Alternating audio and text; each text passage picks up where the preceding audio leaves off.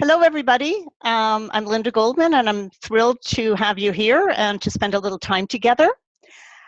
So today we're here to talk about writing a health and wellness book. That's why you're here, aren't you? And let's start with a little magic. So imagine, now that we're together, I'm actually going to stop the video so I can concentrate.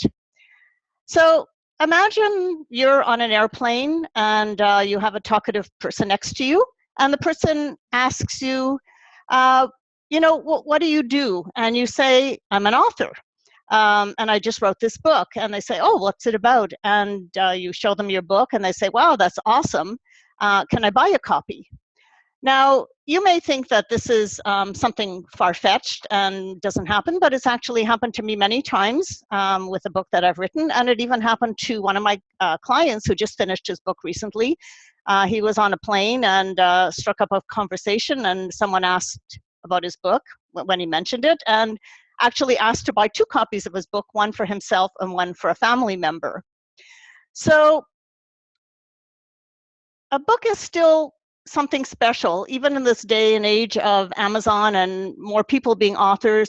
Being an author still has cachet. It has the word, its authority has the word author, because being an author makes you an authority.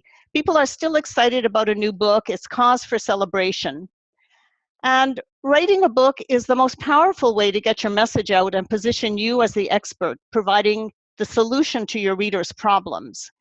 Now, if you've had a chance to read any of the guides I sent you, I know many of you just joined recently and probably haven't, but you'll still get those guides. And I found at least 32 golden opportunities from your book. You'll see this. And there's probably many more. These are just the ones that I've come across. So what are we talking about today? The first thing is I'd like you to give yourself the gift of your undivided attention. And that means turning off your devices, paying attention to all the new ideas you'll hear. We're going to have a lot of fun. We're going to do some Q&A and some polls and other things. So I want you to participate and really have fun with this.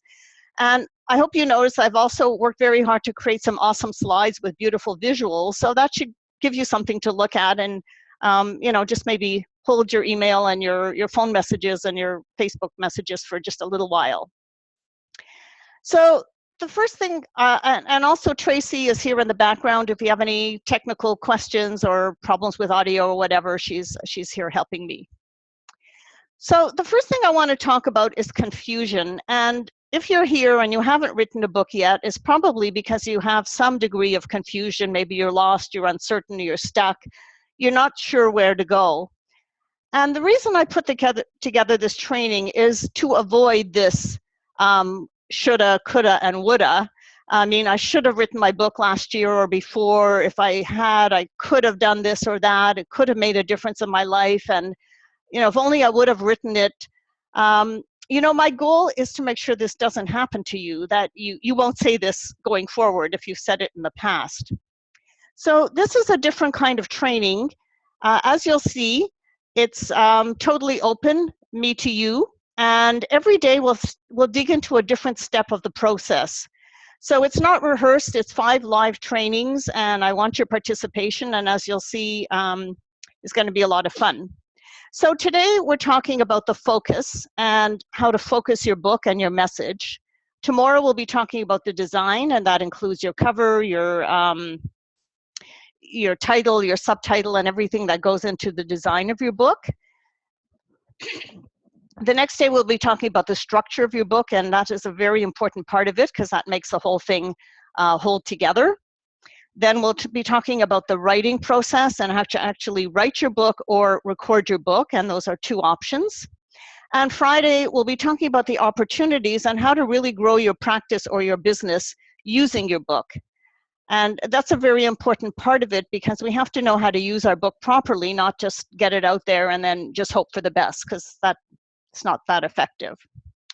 So why am I doing this? Well, I've seen too many aspiring wellness authors fail and give up because of these 3 simple things: confusion, fear, and overwhelm. There's probably a few other things, but those are the things I notice most. So I want to make this very valuable for you today and all the days of this week that you're joining me. So let's go to a quick Q&A. And Tracy, let's do a Q&A, and I'd like you to type in the Q&A box just a few words. What do you most want to learn today? What can I help you with? So let's have a moment to just type in the Q&A box, not the chat box, but the Q&A box. What do you most want to learn today? And I'll give you a couple of seconds.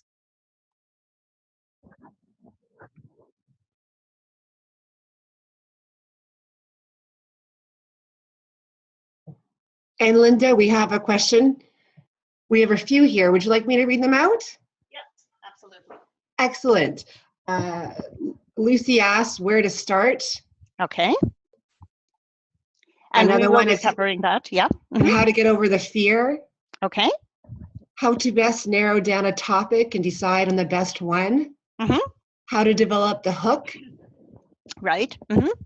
The ideal way to start with outlines, etc. How detailed or focused a topic should be. And how long will it take to write my book? Now I still have a few more. Oh, where to begin? Okay. How to organize all my notes. How to follow a system to get my book written. How to develop a message and title. And how to start. Okay. Well, most of that, or a good part of that, I'll be covering today. Some of it will be tomorrow or the next day, because today we're really talking about the focus of your book and your message. And when it comes to the organization and details, that will probably be more on Wednesday. So I hope you'll join me, because I can't cover everything in an hour. There's a lot to cover, but well, you know, keep your questions coming when we have some more Q&A, and if I haven't answered them clearly enough, then I will go back and answer them again. Sound good? So here's our roadmap for today. I know that some of the images I've showed you are a road, and it is a journey. It is a journey from where you are now to your wellness book. And so what I'm providing is a roadmap or a GPS or whatever system you want to use.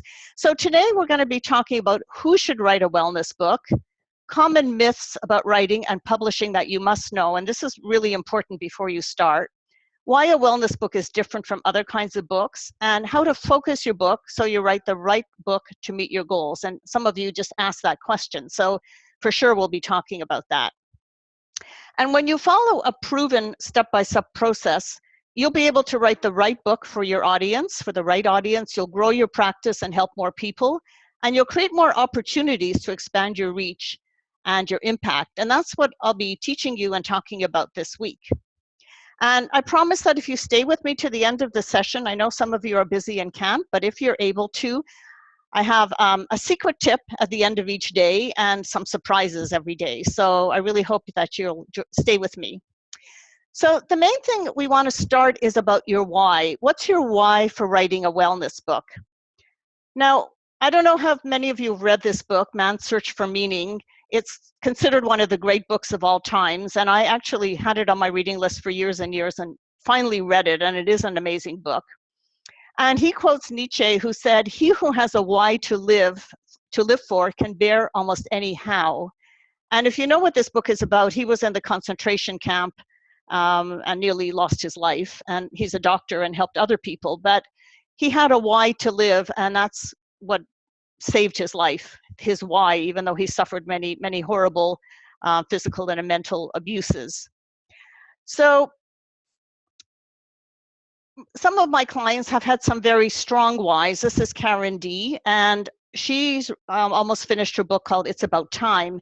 And her strong why is that she had cancer actually more than once, and part of her suffering was the anxiety of waiting for news, waiting in the waiting room, waiting for tests.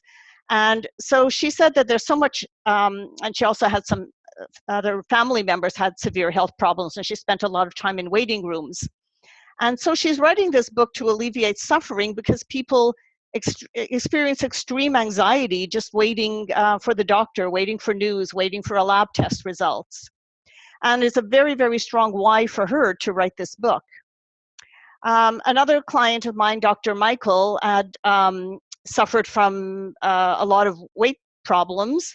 Not that he was overweight terribly, but he had some weight problems, and some family members had suffered from severe weight problems and gone through surgery, and it hadn't worked. And he wanted to discover a better way. It's not just a diet, but how to have effortless weight loss by having healthy living.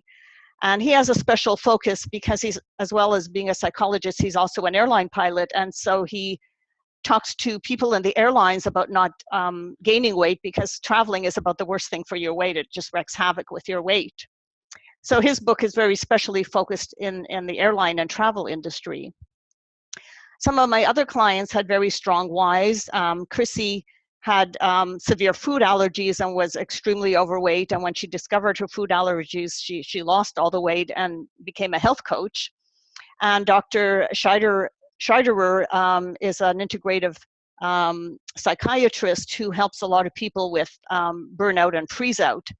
And so his book has been very helpful in helping his patients and also growing his speaking business. So everyone has a story. And if you're here, you probably have more than one story, maybe many stories. Maybe you have one overriding story of how you had some illness in your family, possibly yourself, or possibly your clients or patients. Maybe you've always wanted to do what you want to do, or maybe you more recently decided to do it because of some illness or some life event that made you want to help other people. And, you know, actually somebody today, Elizabeth, if you're on today, just sent me this, and she said, your story may be the key that unlocks someone else's prison. So imagine if your story, that you managed to find some solution or remedy or something that helped you or a family member or your patients, if you could unlock some other person's prison where they're miserable, where they're sick, where they're suffering in some way, what a powerful reason to write a book. Now, the problem is that life sometimes gets in the way. You know, we all have family obligations and, you know, work obligations and many things tugging at us. So that's why the why is the most important question to ask, because when the emotional, you know, when things get rough, and they do, I mean, there's times when you have to do extra work and you have to juggle things, that's your emotional juice, the why. And if you don't have that why, then you won't get your book written. It's so important. I know that you have it, but it's so important to dig down deep and know what it is. And we're going to come back to that. Before you even write your book, you're going to have to find the why for yourself, even if it's not for me. But we need to address some other important questions. And the one of them is, if you're wondering about these things, so you're probably wondering, who am I to write a book? You know, do I know enough? Do I have enough content? Should I be writing this book? Will anybody even want to read my book? Will I be able to publish my book? And these are very, very common questions. I even have them myself when I'm writing a new book, believe it or not, even though I've written a lot. So, you know, let's just think about this. So let's take a little poll. I know that some of you already even answered this in the Q&A of what you want from this, but let's stop for a moment and say, Tracy, let's do a poll and ask, what's stopping you from writing your wellness book? Is it confusion about what to do? Is it fear of not knowing what to do or not doing it well? Is it self-doubt that you don't think you can do it? Is it overwhelm of too many things to do, or could be all of the above?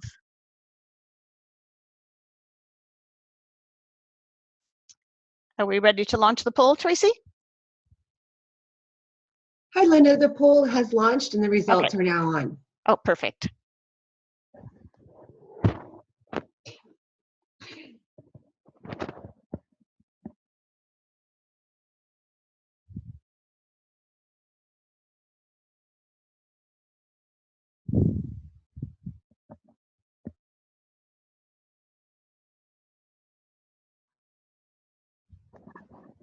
And now I'll stop sharing the results. Sure, looking forward to it. Certainly, Linda. I think maybe you're not seeing the poll results, so let me just read them out. Okay. What's stopping you from writing your book? 31% said confusion. 38% said self-doubt. 85% said overwhelm. And then 85% also said all of the above. Wow. Okay. Well, I mean, that's not uncommon. It's what I hear all the time. So we're going to be covering all of that. But what I just want to say is that a lot of people are waiting for the green light. You know, they're waiting for everything to align with the time where you have enough time to sit down and focus on your book. And, you know, that's not going to happen, because you have a busy life, you have a practice, you have, you know, family obligations, you have a social life, etc.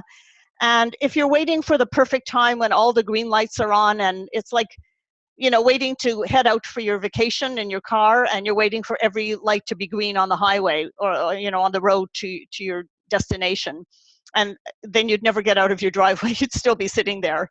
And I can tell you that I wrote 27 books, my first 27 books, because I've written a lot more, at a time when I was teaching full-time at the college level, and I had 2 small children under 8 years old. My children were 2 and 6 when I started. So you know, there is some time that you have to make for yourself to write this book. You know, I gave up some television shows, and, you know, I didn't have a Netflix habit like I do now. Maybe some of you do too, but you may have to give up Netflix for a little while. But I mean, it's worth it, because that's your goal, and that's why you need your why. That's why you need the why. So if you're wondering who should write a wellness book, the who is you, if you have the following criteria. So people ask you advice in your area of expertise. People pay for this advice, whether they pay you or other people, and probably both. And your book addresses a problem that people have, usually a lot of people have, but it could be even a problem that not that many people have, but enough people that can buy your book and that you can help. So now, you know, we come to the question of you're a practitioner of some type, and how do you stand out from the crowd? Because there's other people that are doing the same kind of, you know, helping people in the same way as you do, as a physician, a nutritionist, a therapist, or a healer. And so your book is one of the ways, and one of the most important and best ways, I believe, to help you define your message and establish your authority. You know, becoming an author is like getting another degree. You may have an MD, an RD, an ND, a PhD, or some other degree, but author is something else you put beside your name. You put it on your profile on LinkedIn or your social media. So you might put MD and author of the book, whatever your book title is. So it is another credential, and it's a very powerful one that helps you stand out, because no one is writing the book you're writing. Everybody has a book in them, probably everyone on the line, but nobody has the exact same book that you have in you. Now, I know that for many people, writing a book seems like a daunting task. You may feel like you're swimming in the wrong direction, you're lost, you're going down the wrong road, or whatever analogy you want to use. And that's what we're going to be talking about today and all week, and that's the help that I want to provide to you. So now you may think, well, you know, there's lots of information out there, so maybe you'll just go to Amazon and buy a couple of books on writing and publishing. And it's definitely not lack of information, because I just recently Googled this, or Amazoned it, and I put in the words writing and publishing under books, and there's 79,968 books, probably more by now, on writing and publishing. So it's definitely not lack of information. It's just the opposite. Is how do you know who to believe? Where do you get the guidance that you need? Tony Robbins, a brilliant man, said that it's an illusion that knowledge is power. Knowledge is potential power. It's really what you put in to the knowledge. And so my mission is to support and guide you in writing your health and wellness book and get your message out to the world so you can help more people. And I'd like to start with a little background. I don't want to take too long about myself, but how it pertains to my publishing path, because that can save you years of frustration and thousands of dollars in lost time and the mistakes that I made. And another wise person says, it's good to learn from your mistakes, but it's really better to learn from other people's mistakes, don't you think? I'd rather not make the mistakes and save the time and money and energy and frustration. So my writing journey began over 25 years ago. I've written 27 books with 3 major publishers, Prentice Hall, Oxford University Press, and Houghton Mifflin. And Oxford University Press is said to be the most prestigious publishing house in the world. And after that, I self-published at least 16 books. I'm not even sure how many. I sold the foreign rights to 20 countries, and I presently ghostwrite and publish clients' books. And I'm also a copywriter, full-time copywriter in the natural health industry. So you could pretty much say that books and writing about health are the 2 things that I do all day, every day, and I specialize in them. So I have 43 books and counting. I'm still writing more, and most of them are on Amazon.ca because I live in Canada. They're not on Amazon.com, but if you go, you'll see the results are there. So I made a few mistakes along the way, and I want to save you thousands of dollars and the frustration I had. And, you know, my biggest mistake was not knowing the publishing industry when I started, and not knowing, you know, when to print books, what to do with the books. You know, I just stumbled my way through it for quite a while until I figured it out. And that's what I want to share with you. So I want to share some of the truths and the many lies that are about the publishing industry, and things that you really need to know because you have to make these decisions about your publishing.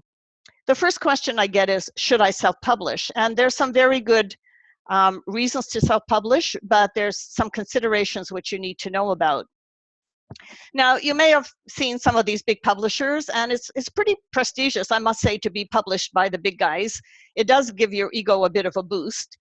But things have changed since this time. The days of the big publishers, they're still there, but the glory days have somewhat passed. I don't know if you know that Penguin and Random merged a little while ago. You probably are vaguely aware of it. And at the time when it was happening, everyone in the publishing industry was saying, well, is it going to be Random Penguin? Like, do we have random penguins running around now? But it's actually Penguin Random House, which was a wise decision. But this is what you need to know if you're considering a publishing house. And there is some reason for some people. I'm not saying that nobody should do that. The first thing is you need an agent to get represented. And it's a kind of catch-22 because in order to get an agent, you need a platform. And what a platform means is you have a big audience. It means that you have a big social media following on, you know, Facebook or YouTube or LinkedIn, and that means, you know, 10,000, 15, 20,000, not like 2,000.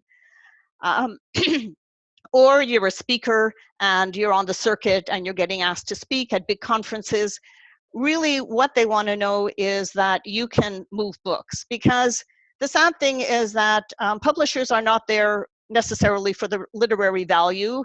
Even the best ones, even Oxford University Press, they want to sell books, and they want to sell books where they know that they will have a ready audience and that you could sell at least 10,000 books on your own. So if you can't do that, then an agent is not interested and a publisher is not interested. The next thing is time. It takes up to 2 years from the time you sign with a publisher to get your book out. And most people don't know this, but I mean, it takes months to get a contract. It takes months to get published. And so if you were to get a contract today, it could take 1 to 2 years before you see your book on the bookshelves.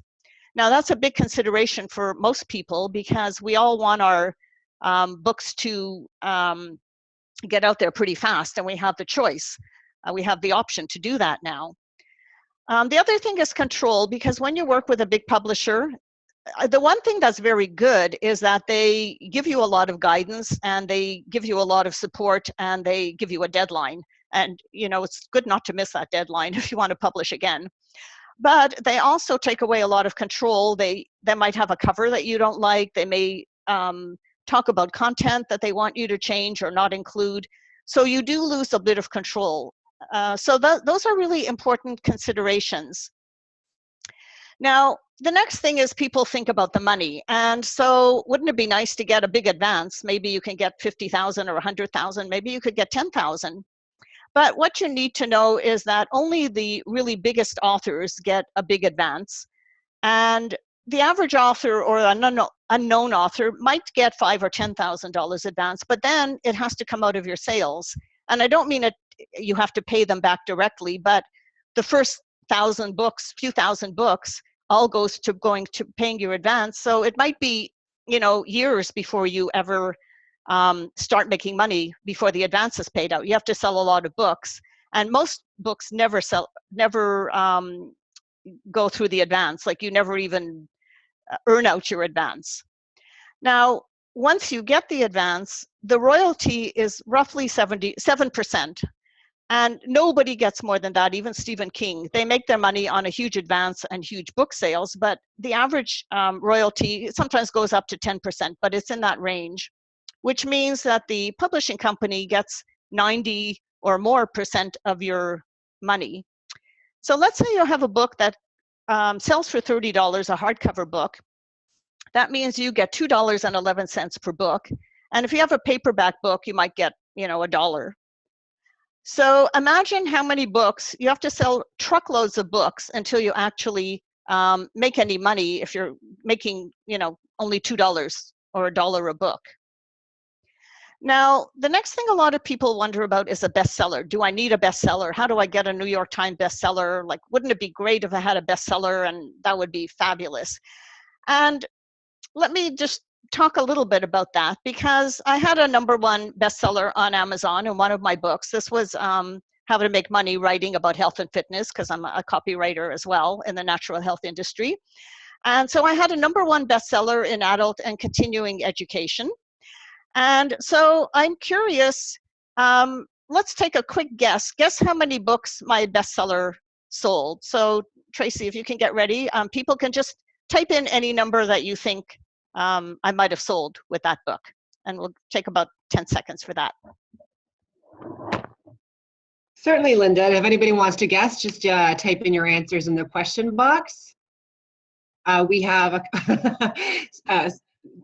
John says 75, or we also have 10,000, 2,000, 100, 17,000, 10 million, 100,000, 50,000, 500. Okay, well, that's very flattering, the people that said 10,000 or 100,000. I really, really only wish it had been. The reality is that it might have been 100 or 2. I don't remember, because it was so insignificant that it didn't impact me very much, and it actually sent me away from writing books for Amazon for a little while. So the point is this. I want to talk about the truth about really what's going on in the publishing industry. Most books don't earn out their advance if you do get an advance. And most Amazon books, including bestsellers, including many bestsellers, only sell a few copies. And the reason for that is that you can get a bestseller on Amazon for a short time, and you might sell a bunch of copies, especially if you're in a category where there's not that many other bestsellers. You might sell, a couple of copies, a couple of 100 copies. But the point is that once you stop driving traffic, like Amazon gives you a lot of attention the first month as a new book. It'll showcase your book alongside other books in your category. And then once that's finished, you just sink into obscurity unless you yourself keep flogging your book, as they say in the trade. You got to flog your book. So you got to be driving traffic to your book. So that's not really the way you should be focusing a health book, a health and wellness book. And I have some really shocking news for you. Most people think that the main benefit for going with a publisher is because they will market your book. And the shocking news is that the publisher does no marketing for you. They do zero marketing.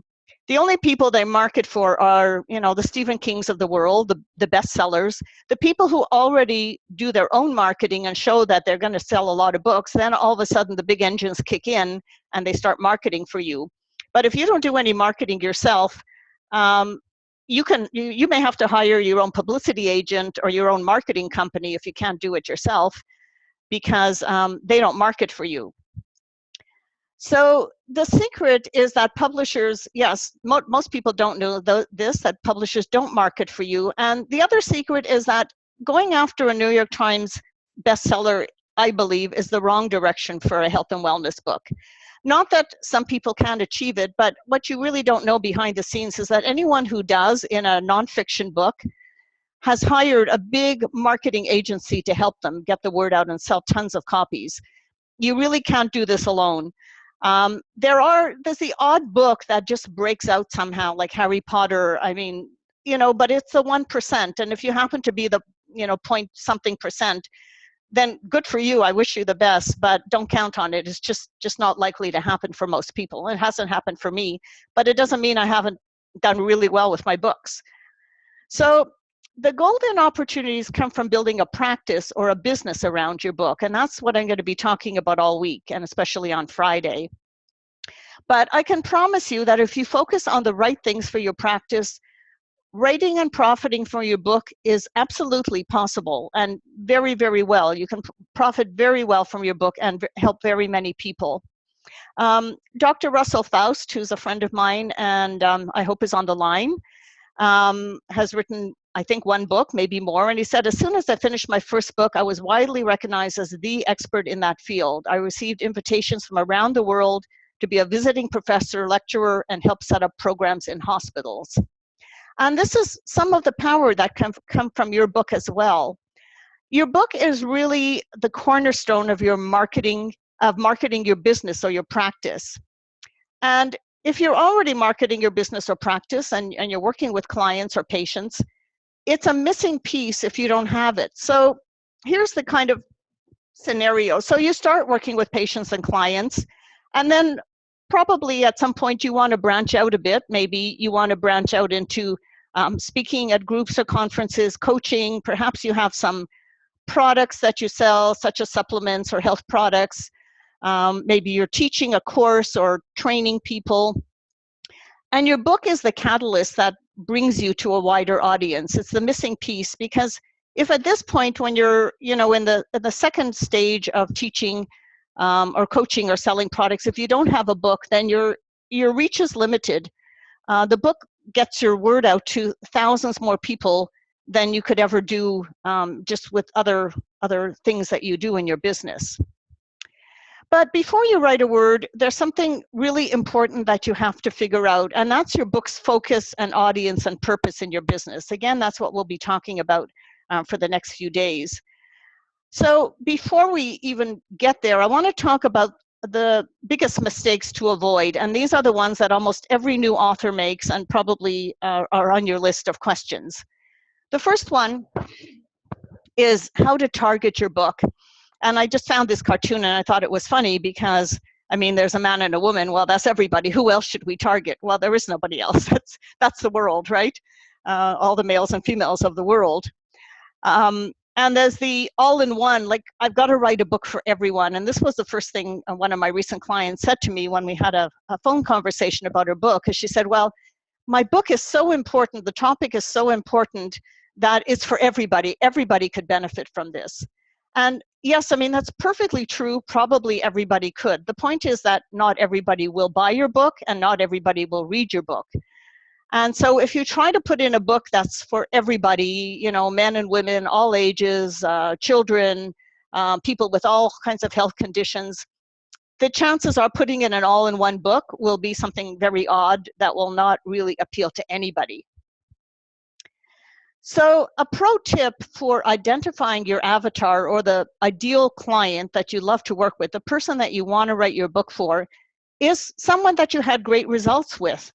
And you probably have, a roster of clients or some that you really enjoyed working with, that you've been able to help them, that you have a specific way of helping these people and getting great results. And so that's your avatar. That's assuming that you want to write a book in that topic of who you've helped the most. That's a really good starting point for identifying who you should write your book for and fleshing out your audience. Now, the next thing that most people stumble on is trying to write everything you know in one book, trying to write an encyclopedia on your topic. Maybe it's digestion or headaches or autoimmune disease or whatever it is, and there is so much information that you feel like you've got to write everything you know, and then you get bogged down in a huge book and you can't get it finished. And believe me, I had the same problem when I started writing as well. So the way to focus this is to narrow it down, and we're going to be talking about that in a couple of minutes, how to narrow down your focus. But I think it's time to do our second poll, Tracy. So let's just see if one or both of these are stopping you right now, trying to write for everyone. So it means you don't know who your target audience really is, or trying to write everything you know on the subject because you have so much to say. So put down one or two or both if both of them apply to you. Thank you, Linda. And the poll has launched. I'll end the polling now and share the results. The results are, we have 91% said trying to write for everyone. And then we also had a large amount saying trying to write everything you know about your subject. Okay, well, it's good to see those results because I think that every client that I work with has probably both of those, if not one, at least one, and probably both. So here's what you need to know. The key to writing a successful book in a relatively short time, and we don't want you to take 3 years to write your book, is to write a focus book on one topic. Now, you probably heard of Deepak Chopra. The 7 Spiritual Laws of Success is like a really well-selling book, over 2.3 million copies sold, and it's 118 pages. It's very focused. He's written many other books and expanded on his knowledge, but this one book it's not that big, but it's certainly selling well and helped a lot of people. Another book is one of the great books of our time that I mentioned, which is Viktor Frankl's book, and it's 165 pages. I actually read this whole book on a plane trip back from LA just a few weeks ago, and I read the whole book start to finish in that time. I'm a pretty fast reader, but it was not that big a book, but it doesn't mean it wasn't powerful. It was incredibly powerful. It was incredibly valuable, and it's a book that I'll remember. So, you know, you don't have to write a huge book, you have to write a focus book. So if you plan the outcomes you want from your book, you don't have to sell many books, and you don't have to write a big book to have a great success. It all comes from focusing and planning your book. And I'm going to take just a moment to see if there's any other questions up to now, not about everything, but really about publishing, the publishing industry, and if there's any questions about self-publishing versus publishing with a publishing house. So just a quick Q&A, 10 seconds, if you have a question. Hi, Linda. I'm just looking at the Q&A right now. If anyone has a question or comment, please type it in.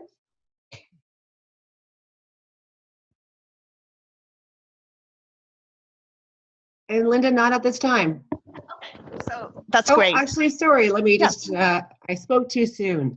Okay. One of the questions is guidance for self-publishing. Yes. And do you need guidance? Is that the question? Yes, you do. It's good to know as much as you can, but it's good to know to have some guidance.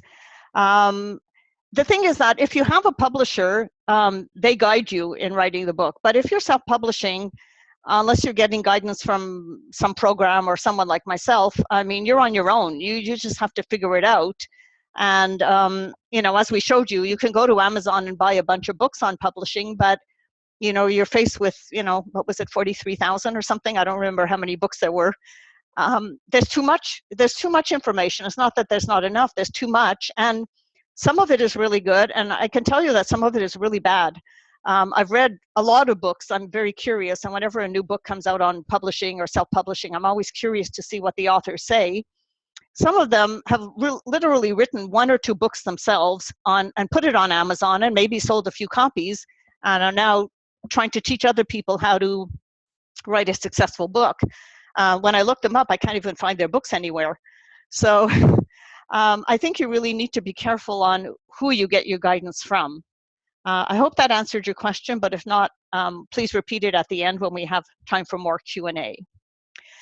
So I want to talk about the purpose of your book, and the purpose of your book is to start a conversation about your topic and get your story to the people who matter. And who are the people that matter to you? Well, they're your potential patients or clients, the people that you want to draw to your practice. They're meeting planners where you'd like to be speaking at a conference or an event. They're influencers and the media, so people who could interview you and get your message out to more people. And they're companies who hire wellness consultants. And I mean, there's others too, but those are some of the principal ones. Your book is your way to package your story and bring that message out to these people. And it's a way that'll help your message last forever. So I want to talk a little bit about how a wellness book is different and special from any other kind of book you might write. Could be fiction, could be other nonfiction. So a wellness book takes somebody on a journey. And let's put it this way, nobody is looking for a wellness book on anything, including weight loss or anything else, unless they have a problem that they want to solve, or they want to be better in some way. They may want to have more energy or more look younger or be happier or feel more alive. But the majority of people that are looking for a book have some kind of problem or pain. They're suffering from something, and they're looking to your book to help them transform. They're looking to your book as a solution to their problems. So you need to paint a picture with, first of all, you need to focus your book on some specific problem, and help your clients, your readers, your patients understand what life will look like and be better after reading your book. And that begins with clarifying your message. So let's say you have this great invention, you want to help relieve back pain, and you just invented the chair. Like, wouldn't that be wonderful to the first people that didn't have a chair? I think it would be pretty great. But now the chair is probably what's causing a lot of back pain. So we're in a different era. And so your focus message could be that you want to help people who sit at a desk all day. That's your audience. And I'm probably one of those people. I sit at a desk all day. Often have chronic neck and back pain, which is a problem from sitting too much. And your book might be how to use ancient wisdom and modern science or something else to alleviate chronic back pain holistically. And that's your method or solution.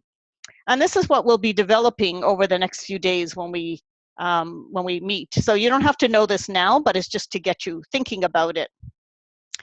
So I want you to think about your most important message you want to deliver in your book. And if you have a moment and you want to jot it down, I was going to do a Q&A, but I think we won't have time to actually do this live. I was going to workshop it, but we'll come back to this. So I want you to think about the most important message you want your book to deliver, and be ready to think about it and write it in one sentence, maybe tonight or in the next day or so. And it could be something like, I want my book to give hope to people with chronic back pain and steps to get rid of the pain. That could be a wonderful message for your book. So I was going to do a quick Q&A, but I think I'm going to leave this until the end and see if there's any feedback. So in 2 steps, I mean, your book will help you clarify your values and the purpose for your practice. And when you align your book with your overall purpose, it really gives you great power. So it's really aligning and knowing your purpose for your business and your practice and your book, and then aligning your book. And again, that's a very powerful motivation for writing your book and for getting you to complete your book. So I have a surprise tip for you, and this is something that probably not many people tell you. But before you write a word of your book, before you even write the title, you should write the back cover copy of your book. And the reason I say that is that if you go into any bookstore, if you still have a bricks and mortar bookstore in your area, which I hope you do because I love them, take a few hours on the weekend and go in and watch what people do when they look at books. Preferably go to a section that has books on health or something similar to what you work in. And you'll see that people, they look at the front cover for a minute. The front cover has to catch their eye, or if it's spine out, they read the title, and they pick up the book, and then they turn to the back cover and they read the back cover. And this is almost inevitable. It happens most of the time. They read the back cover because that's a synopsis of what the book is about, and it has benefits. It tells them who the book is for. A well-written back cover tells you who the book is for, what you'll get out of the book, why you should read it. And so if they read the back cover and that looks interesting, then they will crack open the book and start reading maybe the table of contents or the first page or two. Maybe if they're really interested, they'll go find a chair if they have one in the bookstore and read a little bit and decide to buy it. So that is your number one real estate for telling people about your book, about the benefits of your book. And it's really important. And when I work with clients, we write this first. Before we write the book itself, we write the back cover. Now, it doesn't mean you can't change it. It's only a working attempt. So we do revise it later, but it's the starting point. That's super important. So I'm going to give you some homework for anybody who's serious, for the forthcoming serious authors in this group. And the homework is, and you can send this to me, and I will open as many emails as I can tonight, hopefully all of them, to send me your why. What is your purpose in wanting to write a book for yourself, for your business, and your practice? What is your message, the most important message you want to deliver, and your audience? Who do you think your book is for? Now, if you don't know all of these things and you want to send me one or two or even one, then that's fine. I'm always happy to hear from you. And you don't need to know everything now. This is just the starting point, but it's just the starting point of getting you focused.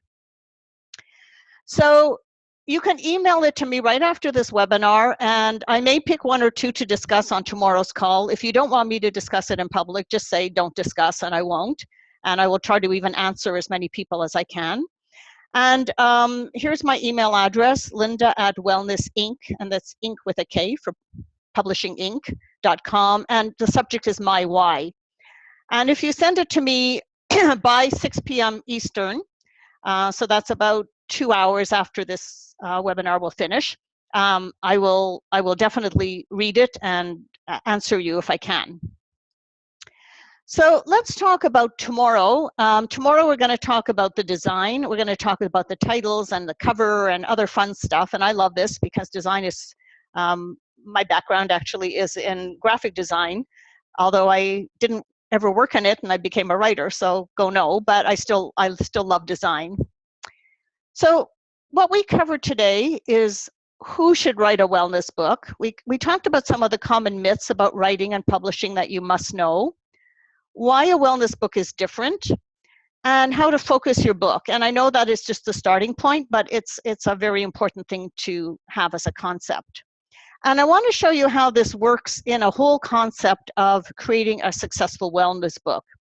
So you need the goals and the focus, which we talked about today. If you don't have goals and you don't have focus, if you don't have any goal, I mean, you're just adrift. You don't know what you're doing. If you don't have a focus, you will have no readers because the right readers won't be picking up your book. You also need structure, and if you don't have a structure to your book, it'll just cause confusion. Your book will be unreadable or confusing to the readers. If you don't have a method for getting your book done, your book will be not finished. You'll never get it finished. If you don't have the design, your book will be unprofessional. If you're missing the strategy, you won't be able to sell your book. You won't have any sales. And if you're missing a team, which means editors and book design, book cover designers, you won't get the traction you need. So all of these, to my mind, are what you need to have a successful book. And so today we covered the goals and the focus, and the rest of this week we'll be covering the different sections one day at a time. And we'll come back to this again, but I just wanted to get this structure into your mind. So I hope that you had an aha moment, at least one thing today that said, wow, I didn't know this, but like that's really good. I could really use this when I'm writing my book, when I'm moving forward. And Tracy, maybe we could do a quick poll again and just see what's your aha moment? What was new to you today that you found valuable? I'd love to share with everybody. Thank you, Linda. So just please use the question and answer box to share your aha moment.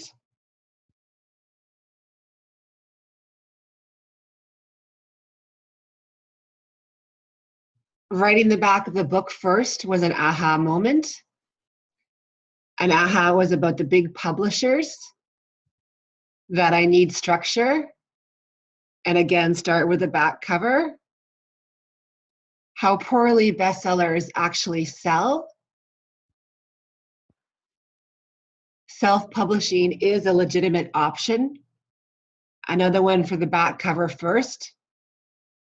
Oh my gosh, I can actually write a book. It's totally possible. Self-publishing versus hiring a publisher. The realities of using a publishing house. Setting more focused details. And then another, writing the back cover first. Also a comment, Linda, excellent presentation. I'm looking forward to the rest of the series. Fantastic. Okay, well, there may be more coming in. I'm so glad that you got some good value and that you had some aha moments. And again, I hope to give you lots more aha moments every single day of the week. So I really hope that everyone that's here will be joining me all the rest of the days. So I really hope you enjoyed today's session, but you know, there's only so much we can do in 5 days. And right now, I bet you're probably feeling like this, a little bit of information overload, and that may happen, you know, in the next few days as well, because there's a ton of information to cover on each aspect of what we're going to talk about. And so, you know, at some point you're going to come to a crossroads. I know that you want to have a book. Everybody wants to have a book written.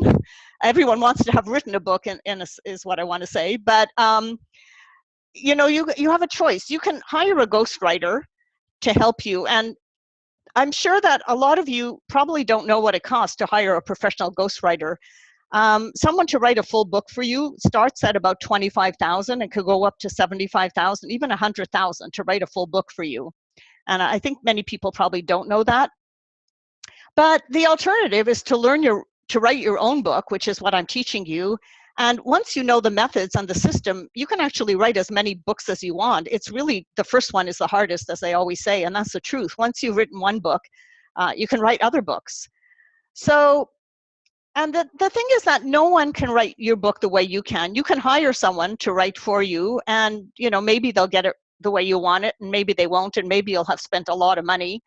But you can write your book, and I want to tell you that you really can once you know what to do, and I can help you.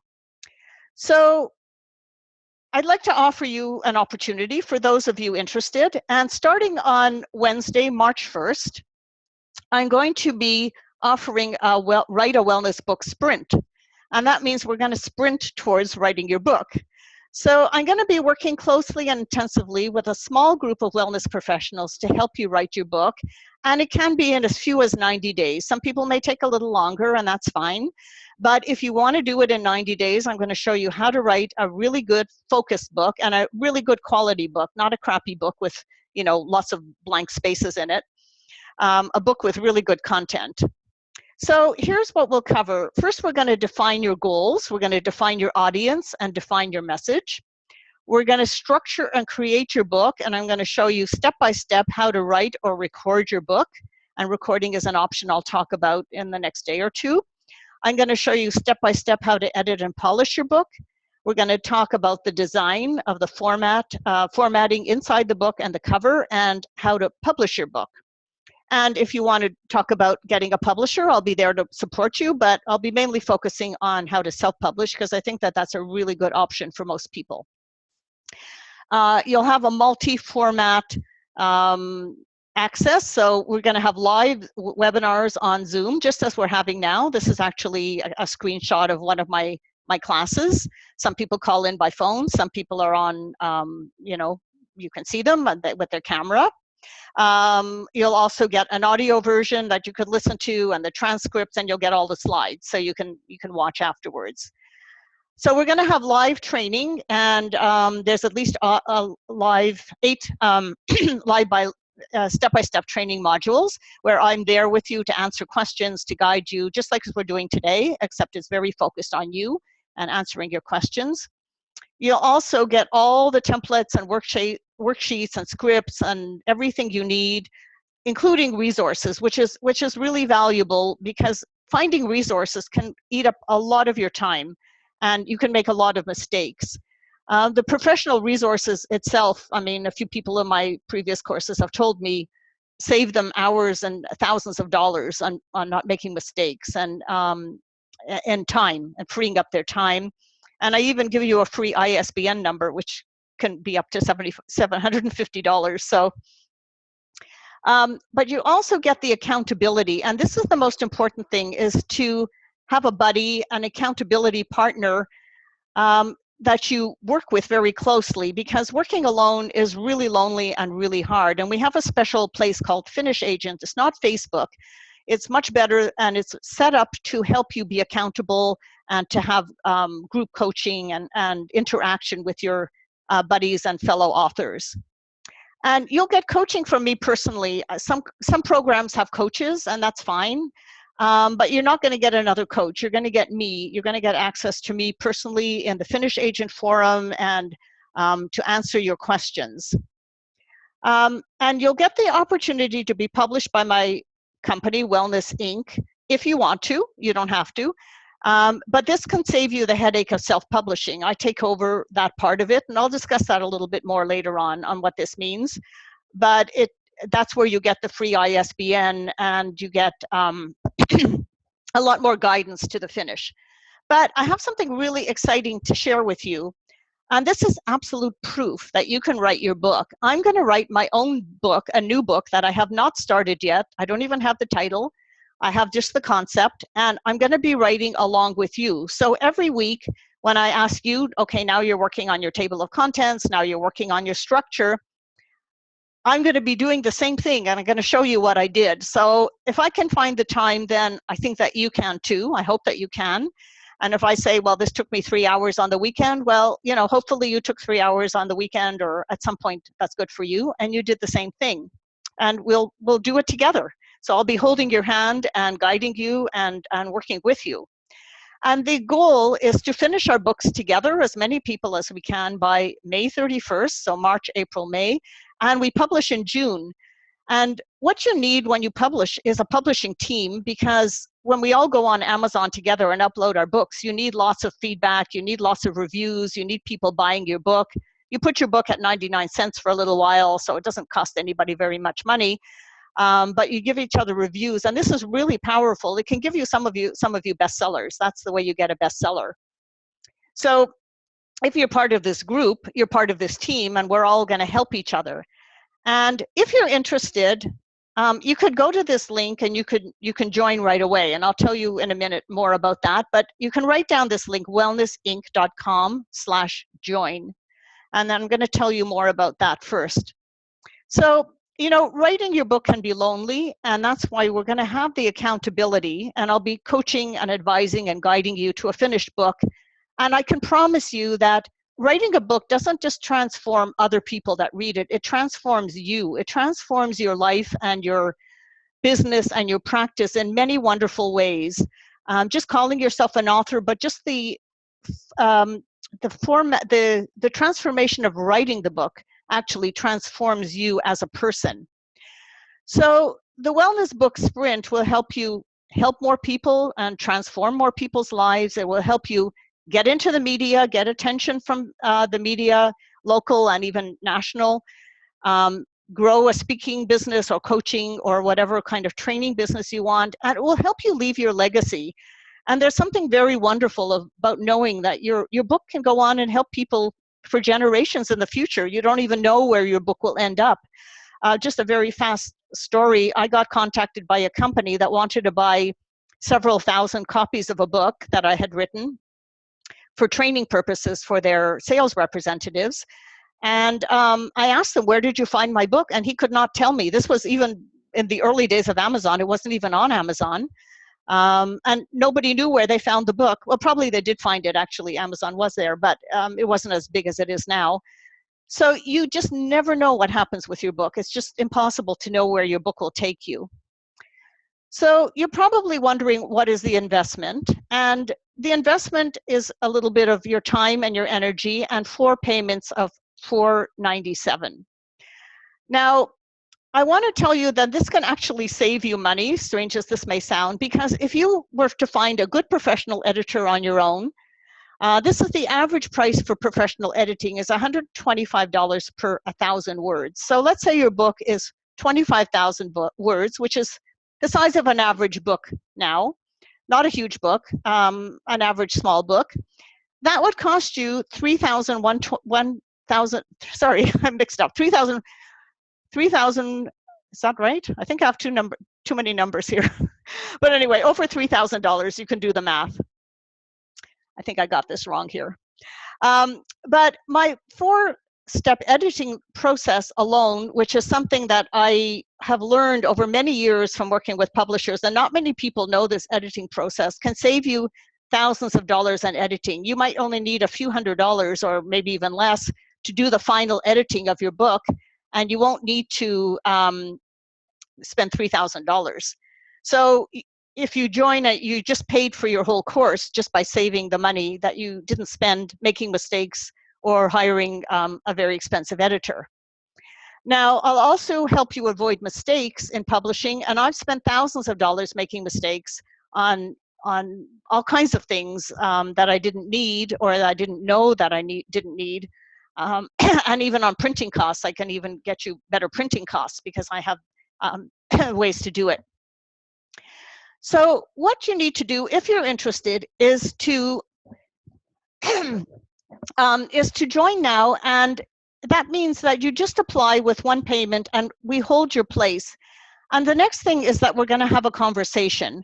So if you apply, check your email and you will receive a link to schedule a phone call and to make sure this is right for you.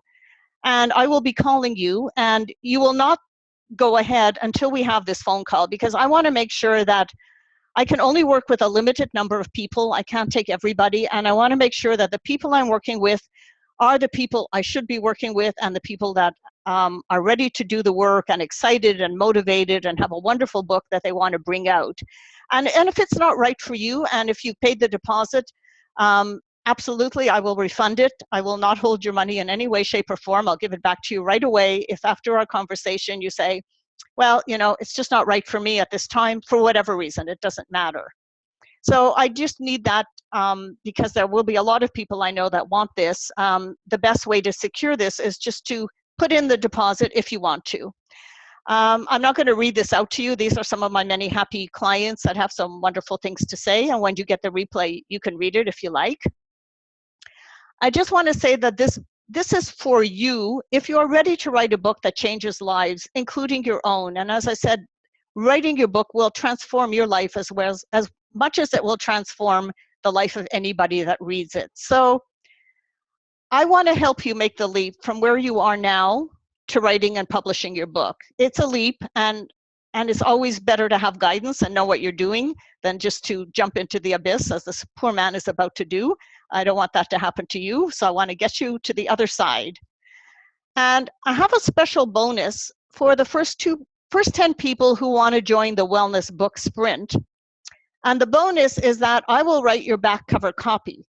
So I mentioned that I'm a copywriter. I'm a full-time copywriter, and I write for clients, both health practitioners and people that have supplements or wellness products. And this is what I do all day. Plus, I've written 43 books. So I know how to write back cover copy. That's basically what I do all the time. But it will be hard for you the first time. You will get the guidance. But if you want this bonus, then you know, action is favored by the people that act.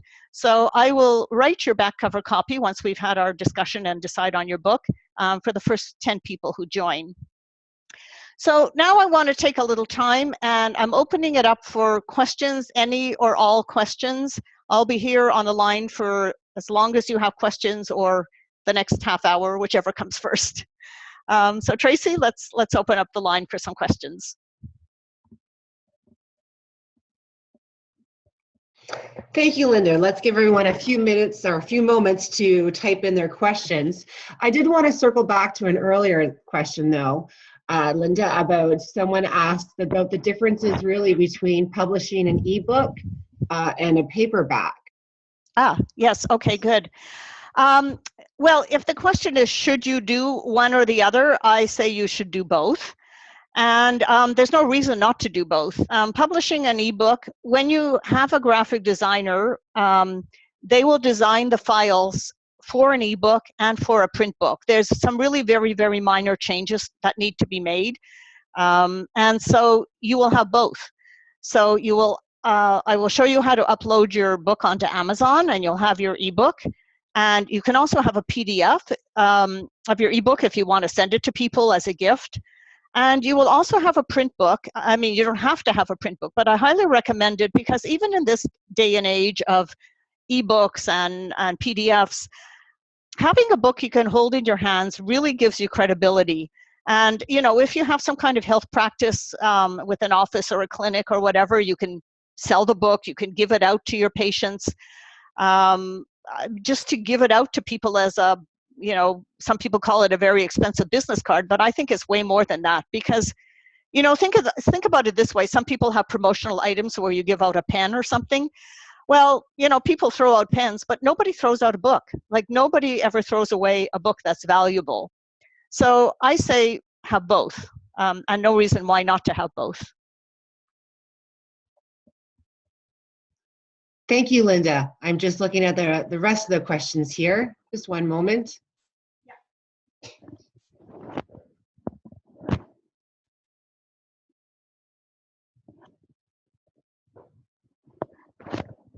And Linda, we have a question. How many pages minimum equals a respectable book?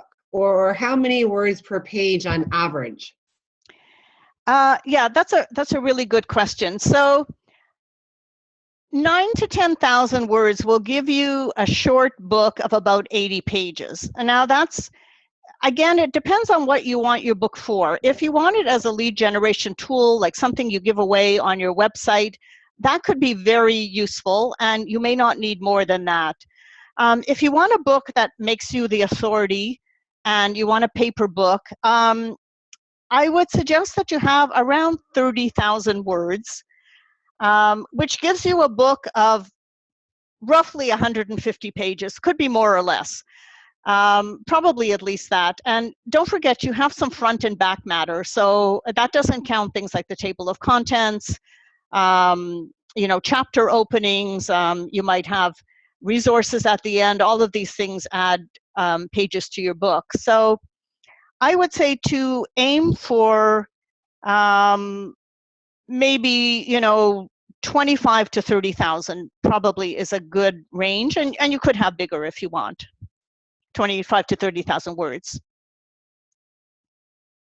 Thank you, Linda. Our next question, will you be speaking later about the required team, for example, the editor, etc., that is needed to self-publish?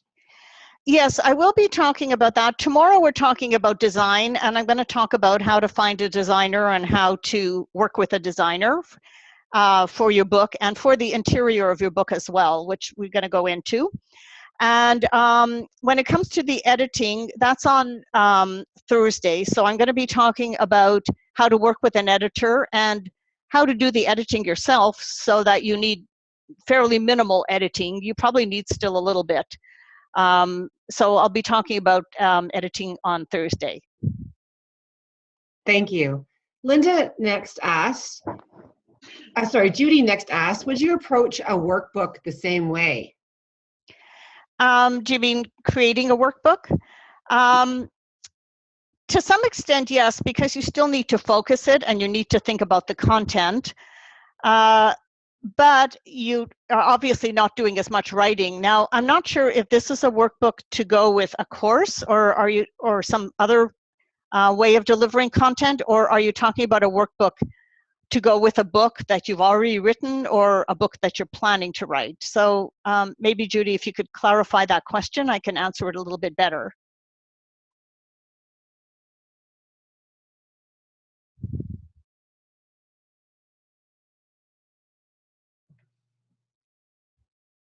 Oh, and I think Judy might have missed this question. I'm just, I don't see her response right here, but.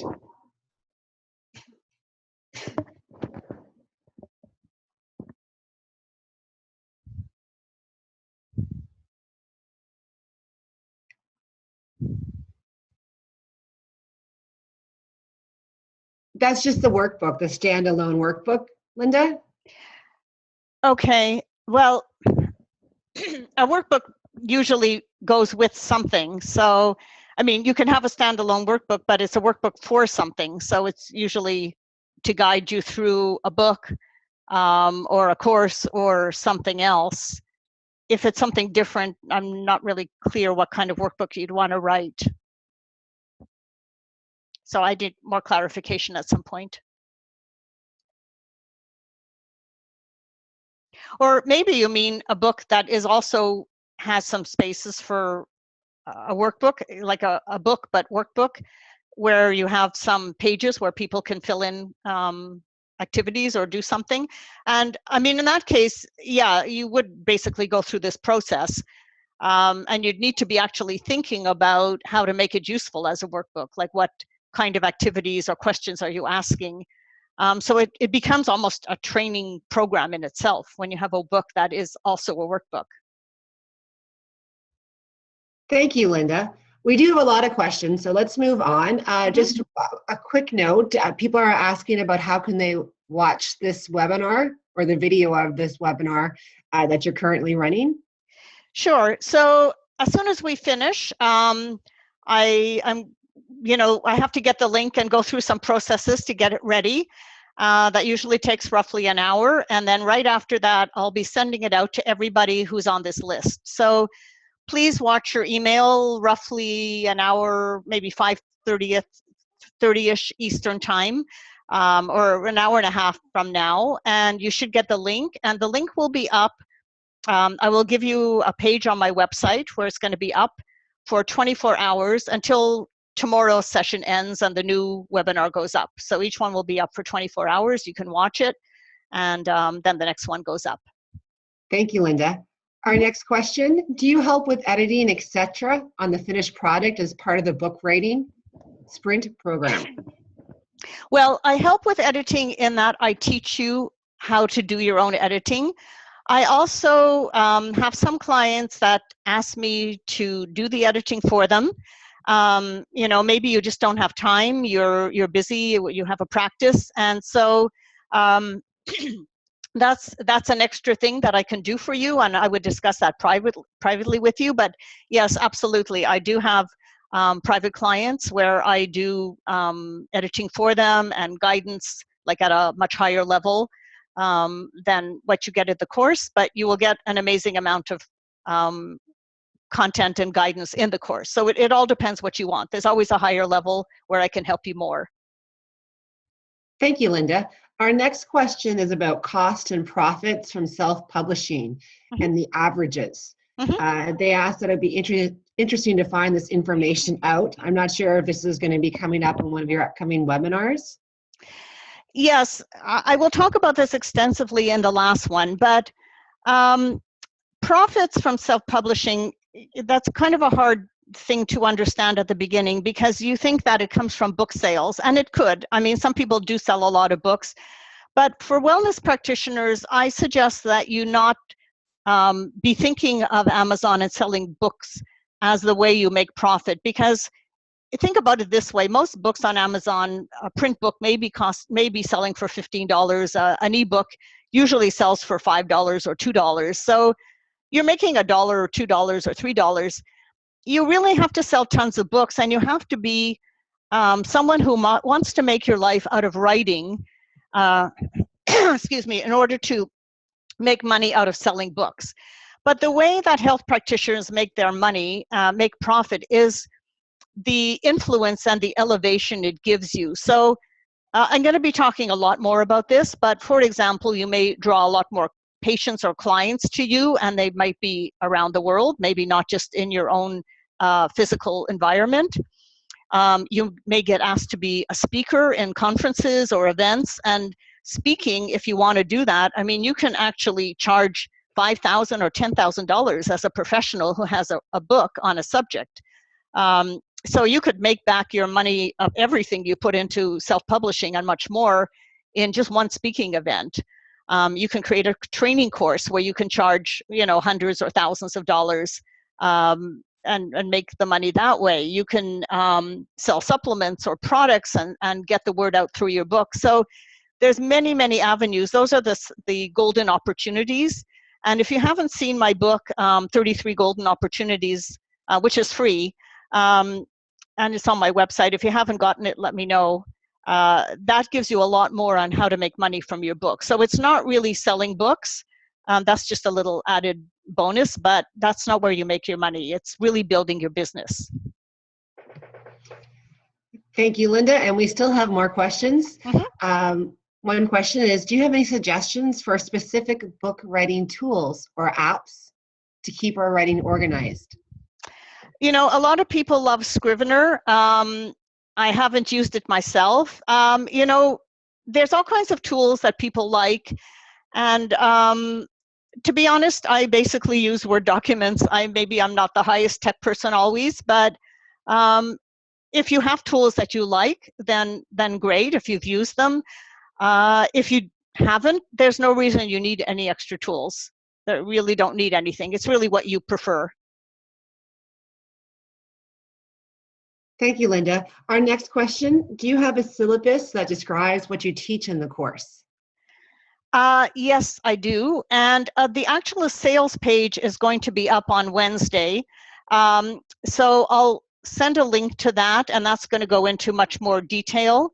But just to go back very briefly, of course, it's more fleshed out than this, but I want to just go back to the slide where I'm going to show you. So, and this is the very general syllabus of what we'll cover, but each section is broken down. And so on Wednesday, I will have it up on my website, and you can read the whole syllabus, and you'll see what we'll cover in more detail. Thank you. Our next question, what makes a wellness book unique from other self-improvement or how-to books? Well, I mean, a wellness book is in the categories of self-improvement and how-to. But I think that what makes it unique is a transformation. You have to help your reader transform something in his or her life. You're taking them of a state of where they are now with some kind of ache or pain or problem or misery to some specific improvement where they no longer have that ache or pain or misery, or they know how to cope with it, or they have tools to cope with it. So, I mean, yes, it is in the same general ballpark, but I think that it's a how-to book may not have a transformation. It may be teaching you, you know, how to cook something or how to build something or, you know, how to write a blog. It's not necessarily a transformation. It's content that teaches you something. But I believe that a wellness book needs to have some kind of transformation. Thank you. We have a few more questions, Linda. Mm-hmm. One is, what other costs can I expect in addition to the program or your program? Yeah, that's a great question. So again, I mean, the two main costs are editing. And as I showed you what the editing could cost, but it doesn't have to cost that. So let me just get back to that slide for a second. I realize I have an extra 0 here, but so I mean, good editing could cost this, but it could also cost a lot less. And if you follow the editing process I show you, you could reduce the editing to a few $100s. You probably do want someone reading over the language of what you wrote and make sure, you know, the grammar and punctuation are correct, and etc. But the biggest editing is the structural editing. And if your book is kind of like not structured well and a mess and things don't flow well, that's where it's going to cost you a lot of money in editing. And that's where you can actually learn to do this yourself. And I'll show you how. So again, a few, you know, maybe a small number of a few hundred to quite a bit more, depending on how much you do yourself and how much you want other people to do. And again, a lot of this is always time versus money. I mean, if you have more time, you do more yourself. If you have more money, you get other people to do it because you're making your money somewhere else. You do need to pay for a cover designer. There's some very reasonable ones. There's some higher end ones. I will work with you within your budget. So I guess you need to budget at minimum, I would say 200 for a cover, and it could be more. But for 200, 250, you can get a very decent professional cover. You can get some for less, So you might have to look around a bit. And then for printing the book, you can actually, this has revolutionized printing, because when I first started self-publishing, I had to print like 3,000 copies of a book in order to be cost effective. Otherwise, each copy was a fortune. And so I would invest $5,000, $6,000, $7,000 in printing at a time, which was crazy. And I would have, you know, thousands of books all over my house, stacked under my bed and in my garage. Now you can go to Amazon, you can print one book at a time, or 2 books or 3 books on demand, and you pay maybe $4 or $5 a book, but hey, you're only paying $15 and as opposed to $7,000. And I also have places where you can print 100 books for maybe $4 a book or $3 a book, depends on the size of your book. So again, that's how many books you want. You might want to keep a stock of books, maybe you don't.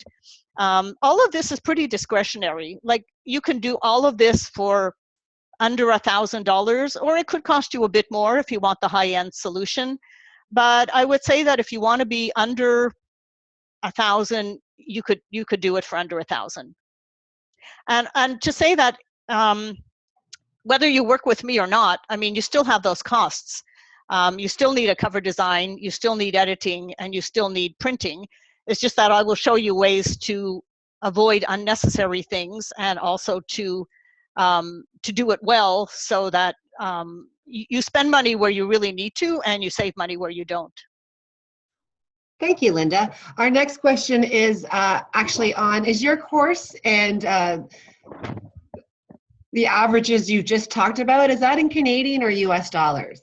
Everything is US, even though I live in Canada, but I live virtually in the US, and all my clients are in the US, and so everything's in the US. Sorry for the fellow Canadians on the line. Linda, can you move it back to the homework slide again, please, for one of our viewers? Sure. Where is it now? We have a few more questions. One of them I've heard a couple of times is, do you have tips on how to create an audiobook as well? Yes and no. Let me just go back to the homework for a second, and then I'll answer that. Okay. So here it is, and then I'll move on to the next slide. I have not done audiobooks recently, and the reason is that the service with Amazon to create an audiobook is only available in the US, so I can't use it. If you're in the US, it's a pretty straightforward process, and I do suggest that you do create an audiobook if you can, but not yet. I mean, first you need your print book. The audiobook is very good to have because some people want to listen, so I think that's step 2. But and I can give you some resources for how to do that, but I have not done that recently myself, for the simple reason that Amazon is not nice to Canadians right now. I'm sorry. Thank you, Linda. Next question is, do you know how to obtain nutritional information for recipes, or how to hire someone to write recipes, etc., or a health book that would include a menu plan? If you mean nutritional, like what are the nutritional elements of a food? Yes, there are websites that show you the breakdown of certain foods and what are the nutrients. I don't have this at my fingertips, but I know where to get it. Even the calorie count of certain foods. Writing a recipe, you know, I think there's 2 things. There's some people that kind of blatantly steal other people's recipes and put their own name on it and change a few ingredients. And I learned that you can, there's one part of the recipe that is copyrighted, and I don't remember if it's the ingredients or the instructions. One of them is, and one of them is not. So you can kind of like check other recipes and put together your own recipe book, making some changes, and then it's not copyrighted anymore. I don't think that's a really wonderful thing to do, but a lot of people do it, to be honest. But the really good cookbook authors or nutritionists that write a book actually do the recipes themselves. They try them out and, you know, do the recipes in their own kitchen or wherever it is, and then write it up. And so in that case, I mean, it really is your recipe, and nobody can copyright it.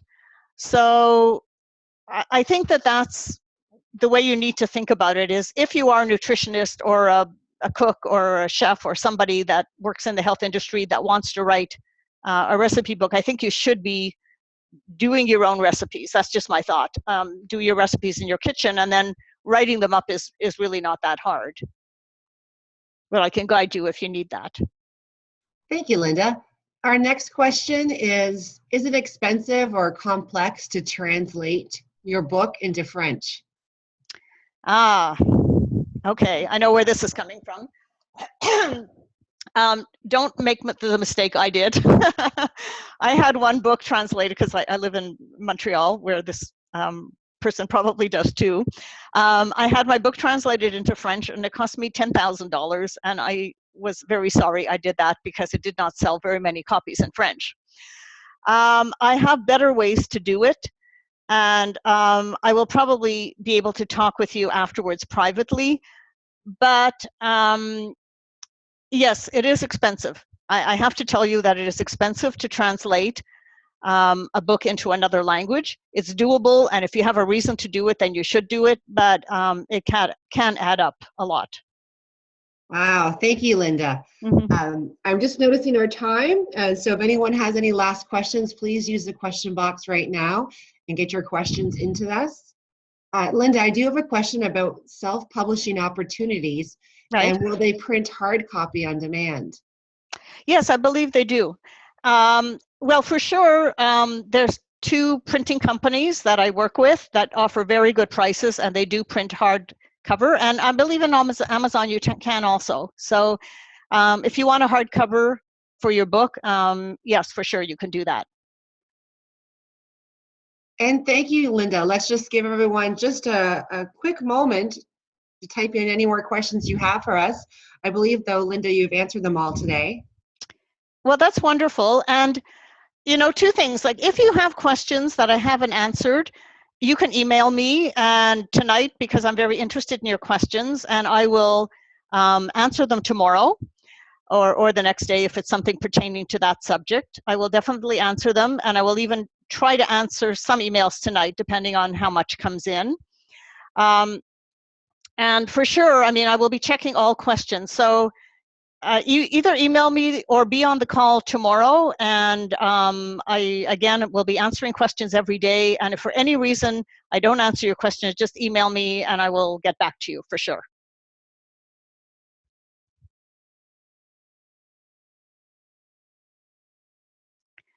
So if there's no other questions, I will be getting you the recording within about an hour and a half.